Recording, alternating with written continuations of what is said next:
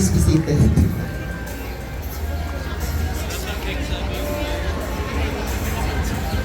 Ayun, buntag sa tanan. Buntag. At the outset, I would like to thank CMU Laboratory High School, led by your principal, Dr. Maris Urungan. Also, we have Dr. Jomar Kapuyan, your Mathematics Division Coordinator. Sir John Paul Saligumba, the YMC Square Advisor. Also, the officers of this organization. And of course, without my friend, Sir Edward, no, I cannot be here. So everyone present in this ground, respected teachers of CMU Laboratory High School, brilliant students, and all parents and staff of this wonderful community, maayong buntag sa tanan. So, I was so delighted to be invited. I'm quite thinking if I could really share something today, but I will try my best to have something to share with you. So today, in this month, is a celebration of mathematics, International Mathematics Month, with the theme Mathematics and Hope. Okay. So, mag-warm up gamay. Kinsa diri sa inyo ganahan kaayo og math? Hala. Ganun gamay ra. Ganahan kayo og math. Sige daw. Okay. So, tanan taga CMU High School kay ganahan kayo og math. Reactions are often very different, no? Daghan kayo mga klase-klase nga reaction. Uban sad, uban nalipay, uban ganahan kayo og math. Some students also just smile. Some students feel curious, no? Unsa ba gining math nganong medyo lisod. And some students quietly say in their minds, "Sir, math again?" Di ba? Ang uban kay they're really looking forward kung klase na si Sir Edward, no, sa iyang math class. Muban po, uy, math na po, no, lisod kayo. But today, I want to invite you to see mathematics differently. For almost how many years we've been thinking that math is just more about numbers, but I want to tell you something about beautiful areas and aspects of mathematics today. That it is not just about numbers, formulas, it is not just about solving equations on the board. Because mathematics is about possibility. Again, can you repeat the word possibility? Okay. Mathematics is about thinking differently. And mathematics is about hope. And today, I want to talk to you about becoming something very powerful. I invite each of you, I will offer you, probably you've heard this word already, but if not, then this would be a new vocabulary that I can offer to everyone. Become a multi-potentialite. In this generation, highly complex, highly competitive, it's no longer about isolating ourselves on our respective discipline. We cannot really grow from this particular generation if we are just good at one aspect. For example, we're just so convinced, overwhelmed that we're just so good on science, no? On math alone. No? This time, we need to really capture what are the things that we can probably learn from other disciplines, from other areas, for us to thrive in this particular generation. So what is a multi-potentialite? This is someone who refuses to be defined by only one ability.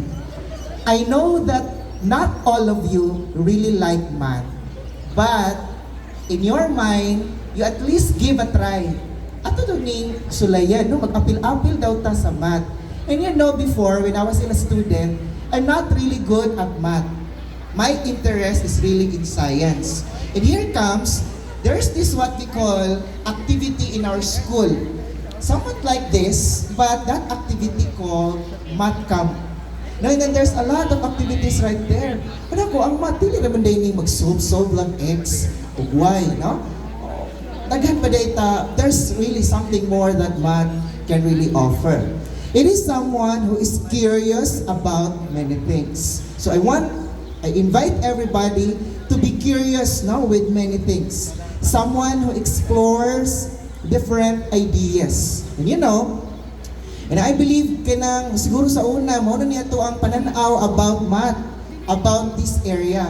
But the moment we try to really learn from the experiences of others with regards to how they perceive math, then probably we try now to digest that, hala, tsada po di ay kayo mag-learn of math. Okay? So someone who connects knowledge across many fields. Probably you would think that, sir, I'm very much good already probably in language.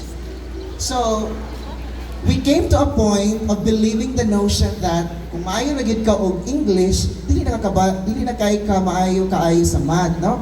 And then kung very good kay ka sa math, kay kuan kayo, no? Kanang medyo hinay-hinay gamay ang imuhang mind, no, with regards to language. Actually, there's a lot of explanations, opinions on that, but you know, when I read brain science, I learned there that it's not really true that when you're good in math, you're not also, there's a possibility that there's a slow digestion in terms of learning language. Because you can really have both. You can be good at math and also at the same time with language. But today, it's not just about being good at math and language, because I'm encouraging everyone to really become a multi-potentialite. Now, to have at least learning to at least different areas or contexts and aspects of your academics. A multi-potentialite might love mathematics but also enjoy science. They might be fascinated with technology but also appreciate art. They might enjoy solving equations but also care deeply about helping communities. So a multi-potentialite is someone who says, I want to learn many things so that I can help solve many problems. Are you aware that you are the academic paradise of the South? Are you aware of that? No, that is why most of the schools in Bukidnon is really looking up to CMU Laboratory High School. Na bisan kami sa Bukidnon State University, wala gid mi nga hala magkuan ta dito mag-learn ta sa kining example sa inyong robotics kay wala man ni ana sa dito, no? Then kanang ma-amaze mi nga kanang naatoy kanang mga gina-program nga magdagan ang mga robots, no? So kami kay ato ta dito sa CMU kay you are really the feather, no, in terms of developments. And that is why more of the things that probably we can learn from you is really something that could also benefit from other institutions that would like to learn from your practices. Okay? So now, because we are we are equipped here in your school about many areas, especially in the area of mathematics. Now we can go out a bit in the school. And let us be honest, probably some of us are aware about what's happening on the world around us. And probably we can think of what does that the mathematics can do for this particular problems. And our country faces many challenges. Typhoons grow stronger each year. Communities face flooding and disasters. Diba? Technology evolves faster than we can sometimes understand. Misinformation spreads across digital spaces, and many families continue to face economic difficulties. And when we see these challenges, it is easy to feel overwhelmed. And sometimes we may wonder, what difference can students like you possibly make? No? So it's very important also to take heart of these particular challenges on how do my learnings in the school could be of solution when you are or when we will be going outside the campus. But this is where mathematics gives us something powerful. Mathematics gives us still hope now in these particular challenges. Because math is not only a subject inside a classroom, it is the language of solutions.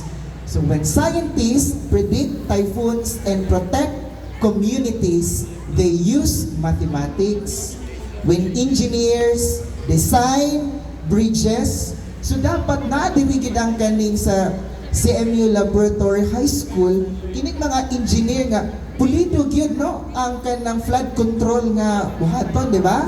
Oh, they're really watching over the kind of materials they'll be using because they are caring for the communities no that will be affected if that particular flood control collapse, na? When computer scientists develop artificial intelligence, they also rely on mathematics. When economists analyze national development and plan for the future, they depend on math. So every time you solve a math problem in class, something deeper is happening. You are not just simply finding an answer, you are training your mind to think critically, analyze problems, and discover solutions. You are preparing yourself to face the real problems of the world. Now, aside from being hopeful to the kind of learnings that we gain and then we offer to our community, math also teaches very important lesson. When we face a difficult problem, we do not immediately give up. No? Kay usahay, kay nang inag-solve na to, wala dahil ta, kanang di na taganahan mo padayon kay kanang wala na takabalo no, on say next step. Instead, we pause. We analyze, we break the problem into smaller pieces, we test different ideas, we try again, and eventually, the answer begins to reveal itself. This mindset is a mindset of persistence and problem solving. It is exactly what our nation needs. That it teaches us to believe that every problem has a solution waiting to be discovered. You know, I really believe with this quote that maybe maybe you face something difficult. It's very difficult, but not impossible. Okay? I grew from a family where my mother is just grade 3 finisher. My father is just a grade 5 finisher also. Wala kito naka-finish of grade 5. So eventually, when I started to learn math, wala ko ilaing papangutan-an. Kay ang hatag raman sa akong parents before kay pila raman ang 1 plus 1 ra tama no. So pagabot og algebra, grade 3 raman si mama dayon, grade 5 ra si papa. So it's very difficult to learn when you have nothing to ask for.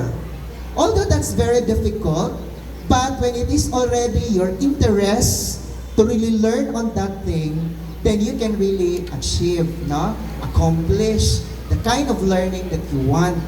Kaya karon nga mga time, don't you know that AI probably now is your intelligent tutor? So, when there is this one parent came to me, "Sir, magpa-tutor ko sa kong anak, kay dili kaayo kabalo og math."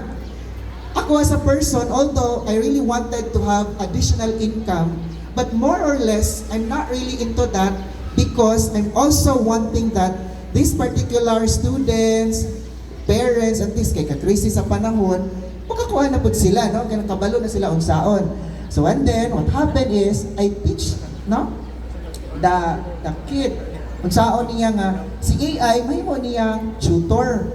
Ni ana na dayon si Kuan, hala, Kuan gidi ay kanang effective gidi kay siya. Kay pwede man nimo siya i-prompt nga kanang solve, give the detailed solution as if I am a grade 1 pupil. For example, you are already grade 7.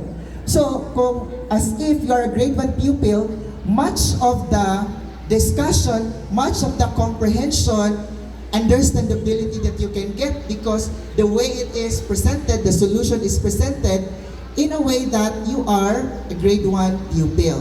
So, kung ano kayo siya, kanang if you are able to use AI in a very responsible way, ethical way, then it will become very useful to us. Okay? So, next, Pwede na. Oh, yata ko. being a multi-potentialite, a while ago I discussed that we are the kind of individual, kind of learner who refuses to be defined by one ability. But I wanted to offer something that it's not just about that, but it's about giving probably a deeper meaning of being a multi-potentialite. It is not only about discovering your own talents. No, kay karon kay kung ang tanong ka ng, especially that you are high school, you're very much competitive, no? Ako rin ang pinaka-bright aning classroom. Ako rin dapat ang makakuha 99 sa amuang klase, di ba? So, I want to offer a deeper meaning on that. Kay basi ingon mo, basi ako ning i-share kay makuhaan akong ka-bright, di ba? Nataan na sa una. Actually, kung maayagid ka, you will really thrive, regardless if you will offer or not. But this time, I will encourage you to really share your ideas. It's not about discovering your own talents, but it is also about recognizing the talent of others. No?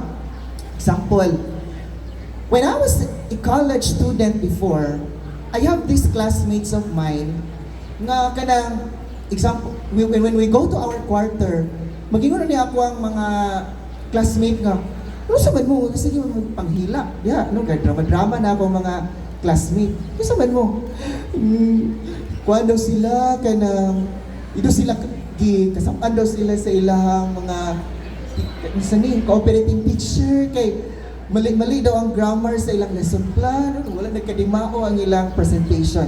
And probably, with that particular instance, I would probably say nga, problema na ninyo, naaraw ko yung problema diri. Laila, kana yung sani, kana iya ta diri paningkamot. But it gave me a burden, no, of helping also, no, my other classmates. Pila to sila kabuok, mga 7 to 8. So every paniud to, instead if I will be enjoying my nap, my preparing my lessons, what I did is, we have this actual demonstration. So ako, critic nila, usahay, I will be helping them writing lesson plan because during our time, there is no AI yet. So it's really more about we are the ones who will be really crafting our lesson plan. So ako, aside from the cooperating teacher, kupot no, sige sulat sa ilang lesson plan.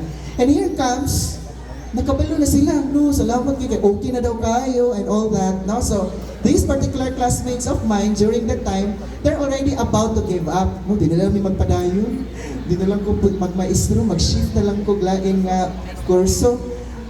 Because of the kind of probably burden, no, with that, no, of my classmates, during the time that I was about to graduate, it's not actually the kind of honors, medals that really give weight of the accomplishment and the achievement of mine.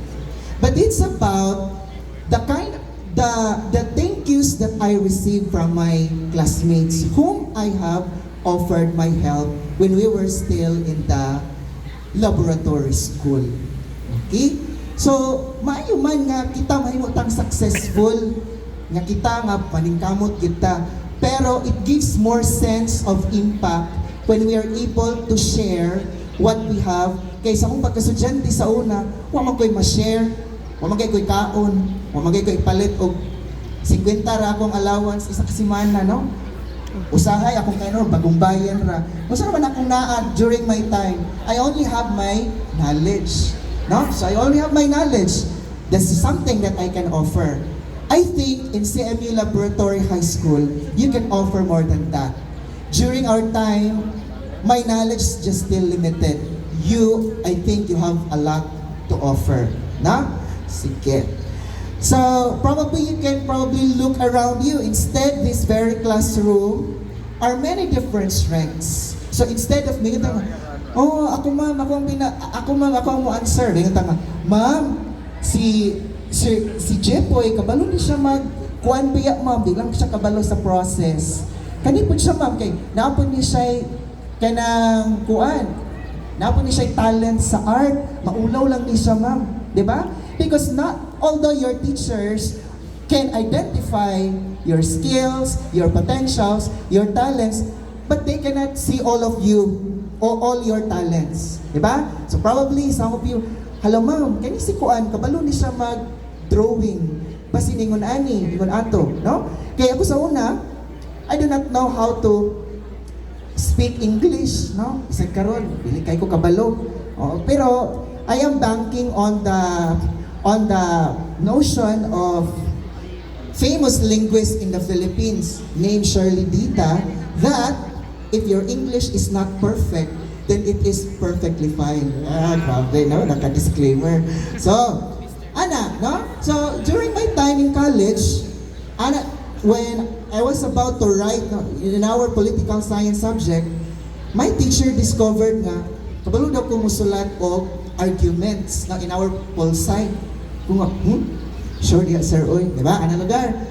Ana ko, pagka next na dayon day, nga naman ako nga, come to the office. We will have drills on debate. Kuhoy, di magalit, mangurog, maganita mo istorya sa front na yun.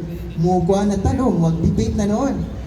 So, I just banking on the belief of my instructor before nga kabalo daw ko mag-debate. Eventually, we won in different debate competitions. That kind of student who doesn't even believe himself na kabalo lugar ko na nga, di magaling ko kabalo mag-English.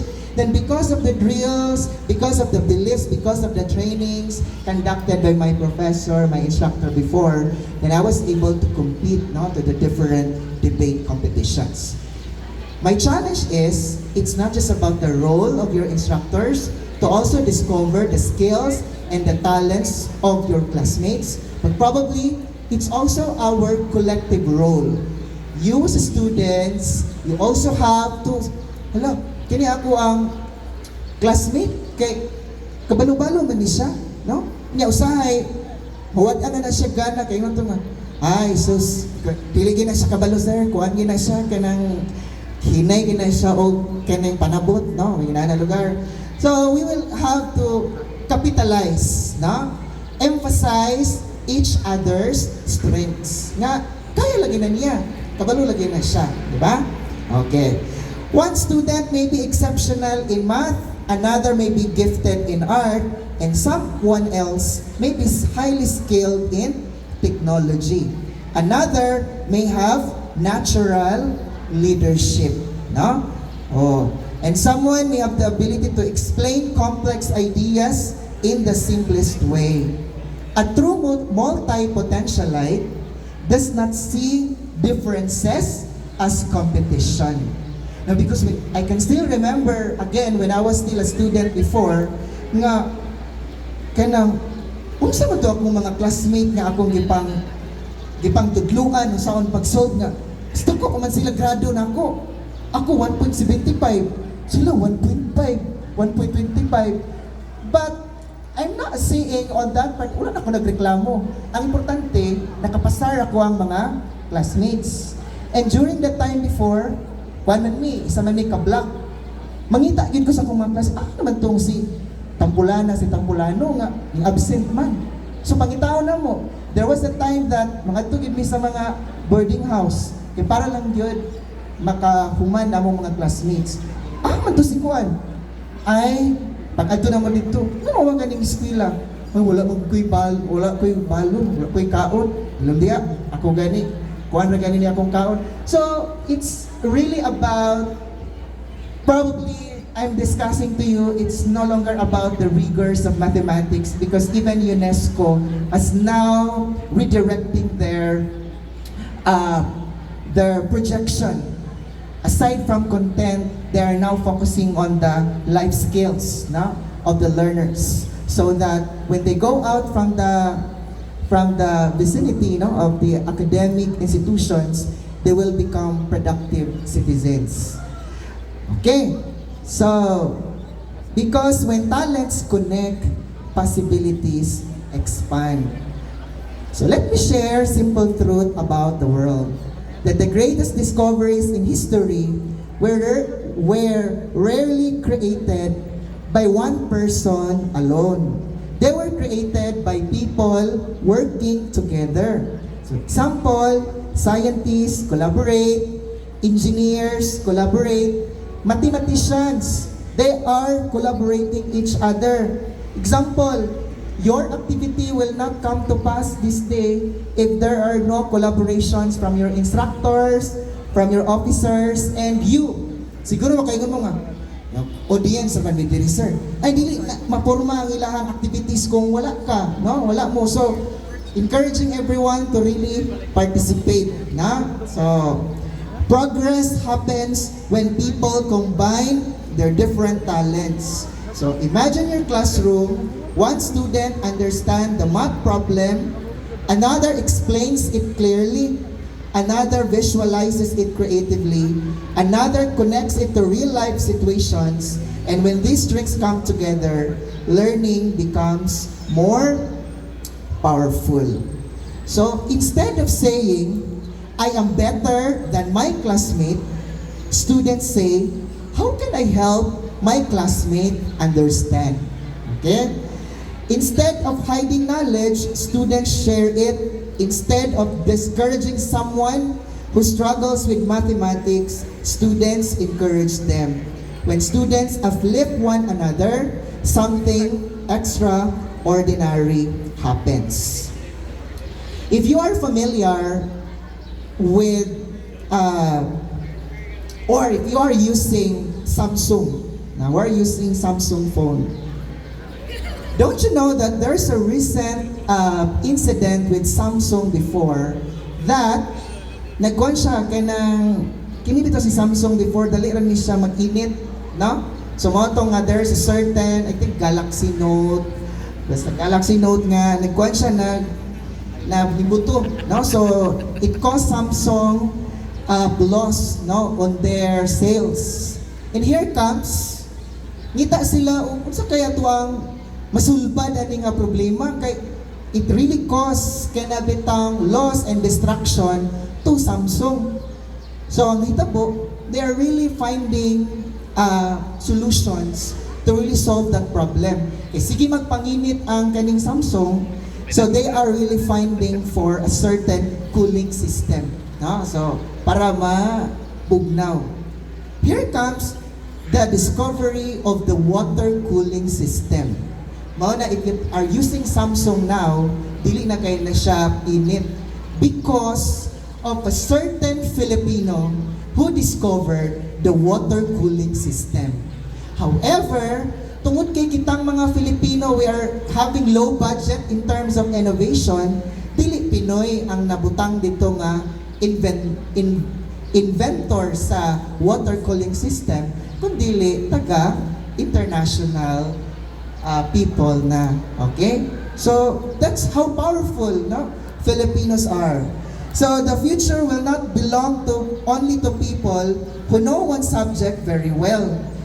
The future will belong to people who can connect knowledge. So today, on your mathematics day, I want to challenge everyone here, do not limit yourself. Do not just say, I am only good in math, or you are just good in art, or you are just good in science. Instead say, I will explore many possibilities. I will connect ideas. I will help others grow. Years from now, the world will not remember the scores of every exam you took. Okay? Who are fan of basketball here? A fan of basketball. Can you still remember the MVP of the year 2019? The most valuable player. Sikat kayo na, di ba? How about the MVP player of the year 2018? If you are a basketball player, a fan, you can still remember. But if I would say who can still remember the MVP of the year 2000, medyo malimtan na, no? But if I will ask you, if you can still remember the person who offered you food when you're very hungry and you're about to die at that particular time, you will remember that person even until eternity. So we don't need to become an MVP, very famous, to become a helpmate to everyone. We can just be who we are. Something that probably, example, tapping your classmates, are you okay? No? So even when I really went to my classroom, instead of saying good morning, I would say, kumusta man mo? Diba? Mingon naman ta sila, okay ra. What's next with the okay ra? So example, you students, not all of you are really having okay ra ba yun, no? But this time, I think, more of really kumustahon, no? Each other. The world will remember the problems your generations solved, the bridges you built, the communities you strengthened, and the ideas you created, and the people you lifted along the way. Hope is not something we simply wait for. Hope is something we build each day. And every time you solve a difficult problem, you build hope. Every time you learn something new, you build hope. And every time you help a classmate succeed, you are building hope. So today, on your math day, I will leave you this challenge. Do not only become students who solve equations, become young people who solve problems. Do not only become individuals with talents, become a person who help others shine. Because when your knowledge grows and your kindness grows with it, you do not only change your own future, you also help change the charting of the future of this nation.